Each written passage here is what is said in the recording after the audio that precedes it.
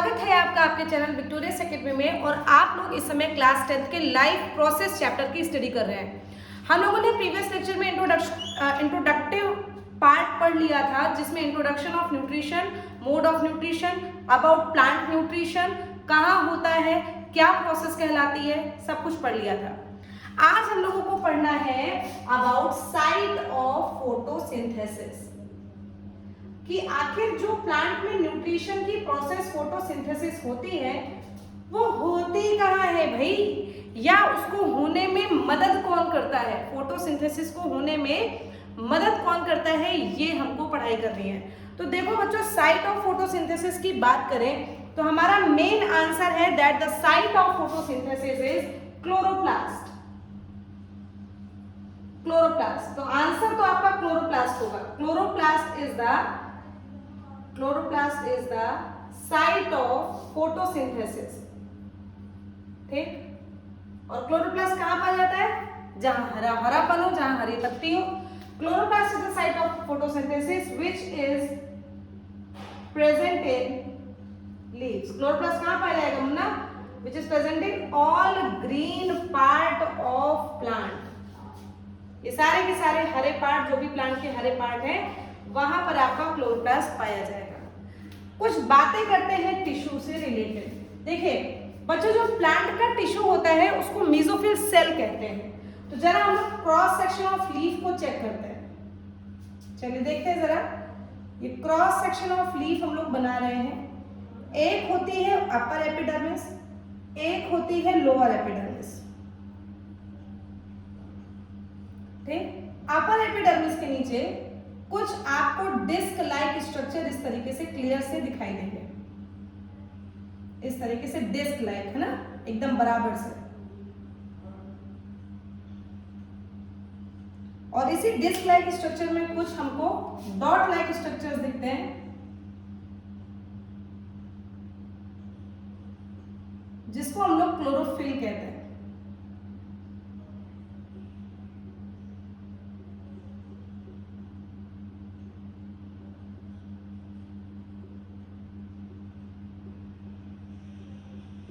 And so on, आप बना लीजिएगा। लीफ के नीचे आए तो आप लोगों को इस तरीके से वैस्कुलर बंडल दिखेंगे।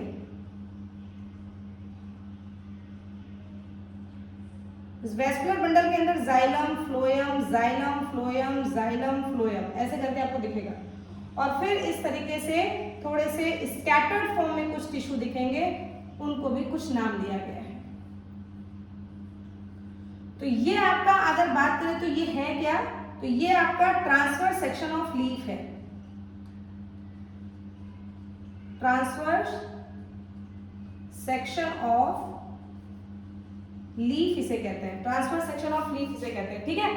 तो अगर ट्रांसवर्स सेक्शन ऑफ लीफ आपको देखा जाए तो आपको कौन कौन से पार्ट देखने को मिल रहे हैं ना।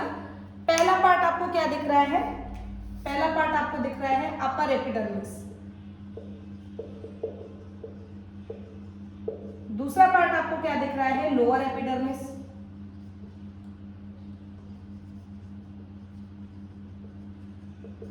ये जो आपको डिस्क लाइक स्ट्रक्चर दिख रहा है, इसको आप कहते हो palisade parenchyma.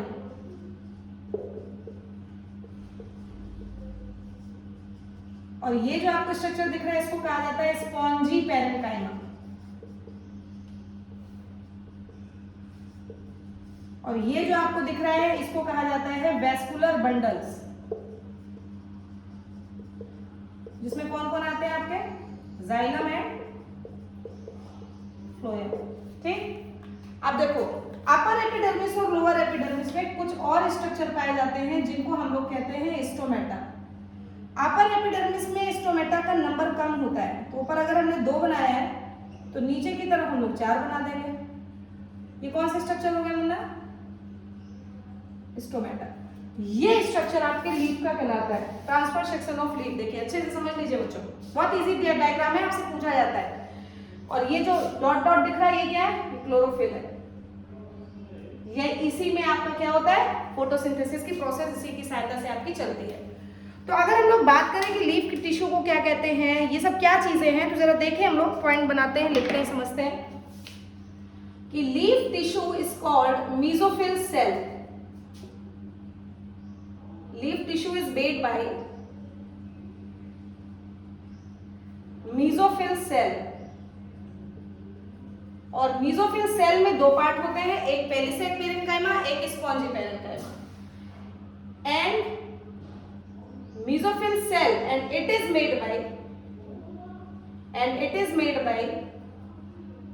Made up of, तो आपका आंसर होगा पेलिसेड पेरेन्काइमा, जिसका शेप कैसा दिख रहा है बेटा, disc like arranged, and spongy parenchyma,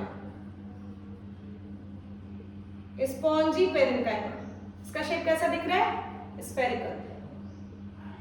समझ में आया?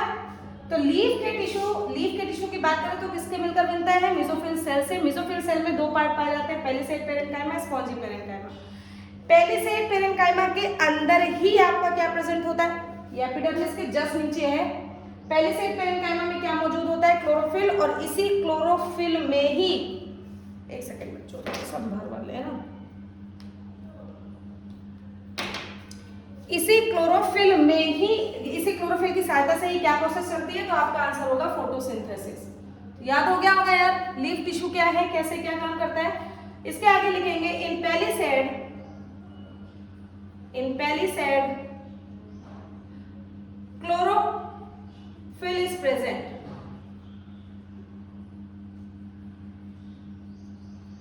which helps in photosynthesis। ये लीफ के स्ट्रक्चर्स होते हैं जहां पर ये प्रोसेस पाई जाती है। ठीक, लीफ क्या है, देखो लीफ ऐसे कुछ आपने बनाकर देखा होगा, ये लीफ होती है ना, लीफ बड़ी सी। ये लीफ का जो मेन पार्ट होता है ये कहलाता है लीफ ब्लेड, या इसी को हम लोग कहते हैं लेमाइना। ये जो मेन बीच में ये जो लाइन गई होती है, पेन चेंज करके लिखते हैं इसका नाम, इसको हम लोग कहते हैं मिड रिब। क्या कहते हैं, मिड रिब। और इस तरीके से जो लाइंस गई होती है इनको आप कहते हो वेन्स। क्या कहते हो, वेन्स। तो जब इसी का क्रॉस सेक्शन काट कर देखा, लीफ को काट कर देखा, तो उसमें इस तरीके का हमको स्ट्रक्चर देखने को मिला। अपर एपिडर्मिस में स्टोमेटा की मात्रा कम होती है। स्टोमेटा वो पार्ट होते हैं जहां से गैसियस एक्सचेंज होता है और साथ ही साथ में जहां से वाटर का लॉस होता है। देखो बच्चों, जो ऊपर की एपिडर्मिस में अगर ज्यादा स्टोमेटा होंगे तो ज्यादा लॉस हो जाएगा, इसीलिए natural lower surface of leaf पर स्टोमेटा की मात्रा ज्यादा होती है, इसलिए मैंने नीचे की तरफ आपको ज्यादा दिखा दिया। स्क्रीनशॉट लीजिए, शाबाश। इसके बाद हम लोगों को पढ़ना है अबाउट स्टोमेटा। तो स्टोमेटा का स्ट्रक्चर अगर हम लोग डिफाइन करें,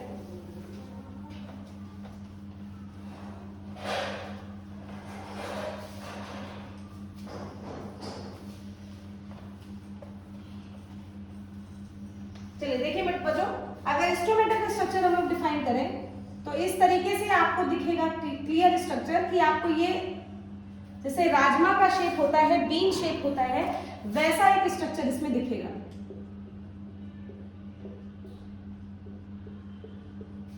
ठीक, और इसके चारों तरफ कुछ प्रोटेक्टिव लेयर्स पाई जाएंगी, इसके चारों तरफ कुछ प्रोटेक्टिव लेयर्स पाई जाएंगी। ठीक, अब ये जो बीन शेप स्ट्रक्चर होता है बच्चा, इसको हम लोग कहते हैं गार्ड सेल। ये जो बीच में आपको पोर दिख रहा है इसको हम लोग कहते हैं स्टोमा पोर, और ये जो इसको प्रोटेक्शन कर रहा है इसका नाम क्या है, सब्सिडियरी सेल्स। सबके काम फटाफट समझते हैं। गार्ड सेल के लिए अगर पॉइंट्स की बात करें तो आप क्या नाम दोगे बेटा, कि it is bean shape, it is bean shape, है ना। इसी में क्या मौजूद है आपको, dot like structure. Dot like structure in this क्या कहलाता है बुना, chloroplast. Dot like structure is called chloroplast. Dot like structure is called chloroplast. और क्लोरोप्लास्ट जहां वहां क्लोरोफिल, जहां क्लोरोफिल वहां फोटोसिंथेसिस। स्टोमा पोर के पॉइंट को समझते हैं। इट हेल्प्स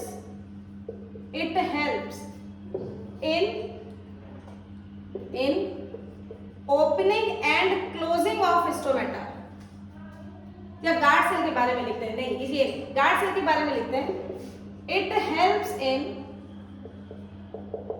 ओपनिंग एंड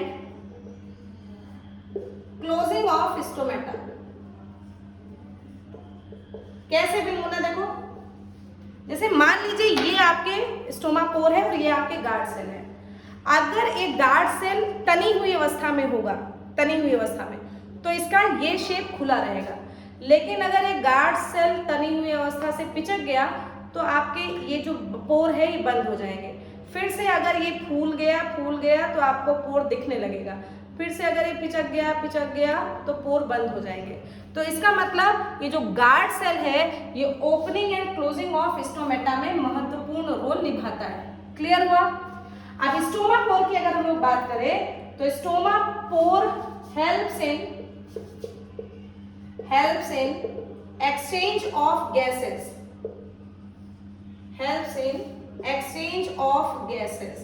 और इसके साथ ही साथ में it also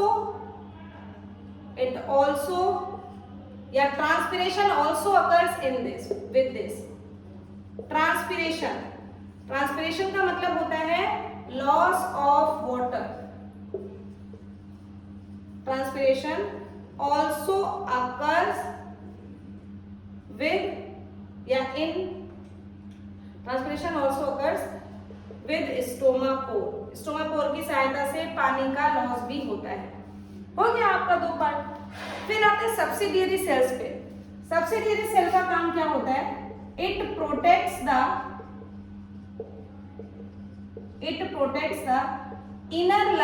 inner wall of guard cell. यार बाहर के एटमॉस्फेयर से कोई ना कोई चीज तो प्रोटेक्ट करने के लिए होनी चाहिए। तो स्टोमेटा का स्ट्रक्चर इस तरीके से डिफाइन हो गया। स्टोमेटा हरे पार्ट पर मौजूद होता है जहां पर एक्सचेंज ऑफ गैस होनी हो, जहां पर फोटोसिंथेसिस होनी हो, जहां पे से वाटर का लॉस होना हो। वाटर का लॉस अगर होता है तो this process is known as transpiration. Gaseous exchange होता है then this process is known as respiration. Clear हुआ? Very good. इस तरीके से आप लोगों ने स्टोमेटा का स्ट्रक्चर भी पढ़ लिया कि स्टोमेटा का जो शेप होता है वो बीन। स्टोमेटा में 3 स्ट्रक्चर पाए जाते हैं। Number 1 guard cell, number 2 stoma pore, number 3 subsidiary cell. और जो इसमें डॉट लाइक स्ट्रक्चर होते हैं इनको हम लोग कहते हैं क्लोरोप्लास्ट। इस तरीके से आपने स्ट्रक्चर को डिफाइन कर लिया कि आखिर आपका स्टोमेटा फोटोसिंथेसिस प्रोसेस में मदद कैसे करता है। तो आप लोगों को ये पता चल गया कि साइट ऑफ फोटोसिंथेसिस क्या है और फोटोसिंथेसिस को कराने में प्लांट में क्या क्या चीजें इंपॉर्टेंट रोल निभाती हैं। साइट ऑफ फोटोसिंथेसिस क्लोरोप्लास्ट है। क्लोरोप्लास्ट कहाँ होता है? लीफ में होता है। लीफ के किस पार्ट में होता है? मीजोफिल सेल में होता है। मीजोफिल सेल में कहाँ होता है? पैलिसेड पेरेन्काइमा में होता है। सब चीज तो पढ़ लिया है आपने, अब तो आसान हो गया होगा। फिर ये CO2 वाटर ये सब कैसे एंटर करता है? With the help of stomata करता है। स्टोमेटा कहाँ पाया जाता है? अपर एपिडर्मिस, लोअर एपिडर्मिस में। उसका स्ट्रक्चर कैसा होता है? ऐसा होता है। स्क्रीनशॉट लीजिए मुन्ना, स्क्रीनशॉट लीजिए। Very good. इसके बाद हम लोगों को पढ़ना है अबाउट इवेंट्स ऑफ फोटोसिंथेसिस। उसको देख लेते हैं फटाक से, और इस तरीके से आपके प्लांट का न्यूट्रिशन खत्म हो जाएगा। इसके बाद हम लोग शुरू करेंगे अबाउट एनिमल न्यूट्रिशन। तो अब हम लोगों को पढ़ना है अबाउट इवेंट्स ऑफ फोटोसिंथेसिस।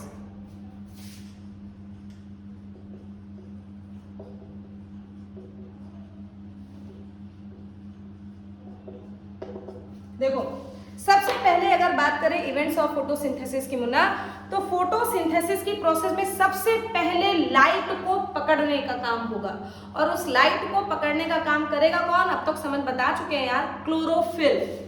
तो फर्स्ट स्टेप होगा इसका कि ट्रैपिंग ऑफ या एब्जॉर्प्शन ऑफ, ट्रैपिंग लिखते हैं, ट्रैपिंग ऑफ सनलाइट या लाइट थ्रू, किसके थ्रू?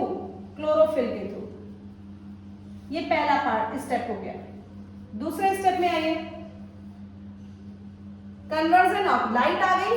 अब इस लाइट, देखो आप लोगों को पता है कि थर्मोडायनेमिक्स जो चलती है, जो हीट का, जो एनर्जी का लॉ इस यूनिवर्स में चलता है, वो चलता है कि एनर्जी को ना ही बनाया जा सकता है ना ही नष्ट। Energy can neither be form nor be destroyed, but it can converted in one form to another form. यानी कि एनर्जी को ना ही बनाया जा सकता है ना ही नष्ट किया जा सकता है, केवल इसके एक रूप को दूसरे रूप में कन्वर्ट किया जा सकता है। तो इसका क्या होगा बेटा, लाइट एनर्जी आई। अब लाइट एनर्जी से थोड़ी ना हमारे फोटोसिंथेसिस की प्रोसेस चलेगी, हमको तो केमिकल एनर्जी चाहिए ना। तो अब लाइट एनर्जी का कन्वर्जन किस में होगा, केमिकल एनर्जी में। तो सेकेंड स्टेप क्या हुआ, conversion of light energy into chemical energy. ठीक, थर्ड नंबर पे आइए। थर्ड नंबर पे अगर केमिकल एनर्जी में टूट गया तो अब क्या होगा, अब बेटू होगा स्प्लिटिंग ऑफ वाटर मॉलिक्यूल। तो थर्ड स्टेप क्या हुआ, सबसे पहले प्रोसेस हो रही है स्प्लिटिंग ऑफ वाटर मॉलिक्यूल। आप बताओ वाटर मॉलिक्यूल टूटेगा तो किस में टूटेगा, बताओ बच्चा। H2 और O2 में टूटता है कि नहीं, बैलेंस मारे जरा, यही होता है कि नहीं रिएक्शन। H2 और O2 में टूटेगा कि नहीं टूटेगा। तो देखो स्प्लिटिंग ऑफ वाटर मॉलिक्यूल के कारण फोटोसिंथेसिस प्रोसेस में ऑक्सीजन निकलती है। ऑक्सीजन निकलती है, ये तो पढ़ लिया ना, फोटोसिंथेसिस में ऑक्सीजन निकलती है। वो ऑक्सीजन निकलती कहां से, ये देखो वाटर की स्प्लिटिंग हो रही है मुन्ना, इसीलिए ऑक्सीजन गैस के फॉर्म में बाहर निकल जाती है। समझ में आया। और उस ऑक्सीजन का हम लोग भर भर के यूज करते हैं। फोर्थ नंबर पर आइए। अच्छा बच्चों ये बताओ, आप लोगों ने फर्स्ट चैप्टर केमिस्ट्री का पढ़ लिया होगा, व्हाट इज रिडक्शन। रिडक्शन का मतलब होता है हाइड्रोजन को लेना या ऑक्सीजन को छोड़ना, यही मतलब होता है। तो यहां पर जो फोर्थ स्टेप होता है वो होता है reduction of carbon dioxide, reduction of carbon dioxide into glucose, reduction of carbon dioxide into glucose, ये फोर्थ स्टेप होता है। यानी कि कार्बन डाइऑक्साइड हाइड्रोजन को लेगा। मैंने क्या बोला, रिडक्शन में क्या होता है, सीखो यार, सीखो इन सब प्रोसेसिंग को। रिडक्शन में क्या बोला, या तो हाइड्रोजन इनटेक करेगा या ऑक्सीजन लूज करेगा, ये रिडक्शन की रिएक्शन होती है। तो यहां पर रिडक्शन हम लोग कैसे करवा रहे हैं, ये हाइड्रोजन अलग से रिलीज हुआ है, इसको यूज करना है। और इसको यूज करने के लिए कौन आगे बढ़ेगा, CO2, और हाइड्रोजन के साथ रिएक्शन करके इसका क्या होगा, रिडक्शन, और रिडक्शन करके ये क्या बना देगा, C6H12O6। देखो कार्बन ऑक्सीजन पहले था, अब इसमें और क्या जुड़ गया, हाइड्रोजन। रिडक्शन हो गया कि नहीं हो गया। तो रिडक्शन ऑफ CO2 से ही क्या बनता है, ग्लूकोज। तो आपके सामने फाइनल रिएक्शन फोटोसिंथेसिस की क्या आ जाएगी, पढ़ चुके हो, मेरे साथ बोलो, 6CO2 12H2O, एरो बनाया, सनलाइट लिया, क्लोरोफिल लिया, और क्या बना दिया, बोलो भाई, C6H12O6 plus 6O2 plus 6H2O बना दिया, शाबाश। इस तरीके से आपके इवेंट्स ऑफ फोटोसिंथेसिस भी कंप्लीट होते हैं। तो इसको भी स्क्रीनशॉट पहले तो लीजिए, फिर कुछ बातों को और इंपॉर्टेंट बातों को समझाते हैं। चलिए, एक बार अगर एक टिपिकल प्री बोर्ड में एक विद्यालय में एक पेपर बना था, स्कूल में बच्चे आते हैं पढ़ने, तो उन्होंने देखा, उन्होंने एक क्वेश्चन दिखाया और मुझे इंटरेस्टिंग लगा, आप बताएंगे। देखिए बच्चों, यहां पर भी ऑक्सीजन है तो इसको X मान लो, यहां पर भी ऑक्सीजन है, इसको Y मान लो। बोलो भाई, उन्होंने पूछा था कि ये वाला ऑक्सीजन जो निकला है ये X के बराबर है या Y के बराबर है। कंफ्यूज हो गए ना, कैसे हो जाते हो कंफ्यूज। देखो इधर, अभी आपको क्या बताया कि H2O का स्प्लिटिंग होकर क्या बनता है, ऑक्सीजन। तो यहां पर पूछा गया था कि Z बराबर कौन वाला ऑक्सीजन, Y वाला कि ये वाला। H2O से ही तो ऑक्सीजन निकलता है, यानी कि ये ऑक्सीजन कहां से निकला होगा, Y वाला। यानी कि ये Z किस वाले ऑक्सीजन के बराबर है मुन्ना, तो आपका आंसर होगा Y वाले। यानी कि ये ऑक्सीजन किससे निकला है, किसके ऑक्सीजन से निकला है, H2O के ऑक्सीजन से निकला है। चीजें टिपिकल पूछी जाती हैं, टिपिकल होती नहीं है। छोटा सा कॉमन सेंस लगाकर आप बहुत बढ़िया आंसर दे सकते हो। अभी समझ में आया सभी को, जिसको नहीं आया ना कमेंट सेक्शन में मुझसे पूछ लीजिएगा, दोबारा से रिपीट कर देंगे। बट मुझे नहीं लगता कि इतनी छोटी सी चीज में किसी को दिक्कत होगी। क्लियर, स्क्रीनशॉट लीजिए मुन्ना। इस तरीके से आपका प्लांट का न्यूट्रिशन का टॉपिक खत्म होता है। अब हम लोगों को स्टार्ट करना है अबाउट एनिमल न्यूट्रिशन। थोड़ी सी बातें एनिमल न्यूट्रिशन की कर लेते हैं, क्योंकि थोड़ी सी बातें, और फिर कल हम लोग बिंदास तरीके से एनिमल न्यूट्रिशन के बारे में पढ़ेंगे। मुश्किल से 2 मिनट का और पढ़ लीजिए, उसके बाद सब लोग रिवीजन करिएगा। शुरुआत कर देते हैं मुन्ना एनिमल न्यूट्रिशन की। अब आप बताओगे सब लोग कि प्लांट न्यूट्रिशन फोटोसिंथेसिस करके करता है, तो एनिमल न्यूट्रिशन कैसे करता है? तो आपका आंसर होगा कि एनिमल अपना खाना दूसरों से प्राप्त करते हैं। तो फटाक से एक लाइन लिखिए, animals obtain their food from others. बताओ, अलग दूसरों से प्राप्त करते हैं कि नहीं अपना खाना? अब वो कौन कौन होते हैं बताएं जरा, वो कौन कौन होते हैं? प्लांट खुद हो सकते हैं, हम लोग प्लांट के प्रोडक्ट खाते हैं कि नहीं? गेहूं, चावल, दाल, सब्जी, फ्रूट सब प्लांट के ही तो प्रोडक्ट होते हैं, लेकिन हम लोग एनिमल को भी नहीं छोड़ते। नॉन वेज कहाँ से आता है यार? तो यानी कि एनिमल्स, एनिमल के प्रोडक्ट, प्लांट के प्रोडक्ट को भी हम लोग खाते हैं और एनिमल के प्रोडक्ट को भी खाते हैं, जैसे मीट, एग, ठीक है, मिल्क, मिल्क से रिलेट करने वाले प्रोडक्ट होते हैं, कर्ड, घी, ये सब चीजें होती हैं कि नहीं होती है? तो इस तरीके से एनिमल अपना न्यूट्रिशन करता है। अब एनिमल अगर न्यूट्रिशन इस तरीके से डायरेक्टली कर देता है, तो फिर इसको प्रोसेसिंग कैसे करवाई जाती है आपके शरीर में? तो इसके बाद बस 2 मिनट का और एक टॉपिक है, बस ज्यादा से देखिए कि ऑन द बेसिस, ये 2 प्रोडक्ट हम लोग खा रहे हैं, तो on the basis of food habit animals कितने प्रकार के होते हैं? एनिमल्स 3 प्रकार के होते हैं। Animals are of 3 types. कौन कौन से मुन्ना? सबसे पहले नंबर पर बोलो, हर्बीवोर्स। हर्बीवोर्स कौन होते हैं? ईट ओनली ग्रीन वेजिटेबल्स, जो केवल हरी साग सब्जी खाते हैं उन्हें कहा जाता है। दूसरे नंबर पर आते हैं कार्निवोर्स,